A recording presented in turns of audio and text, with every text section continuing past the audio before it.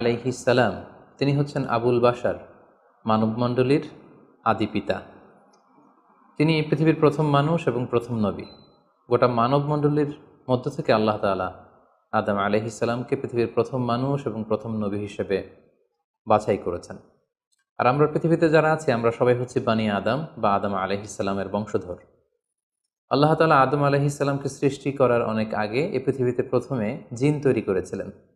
আল্লাহ তাআলা ইরশাদ করছেন, ওয়াল জান্না খলাকনাহু মিন ক্বাবলু মিন নারিস সামুম।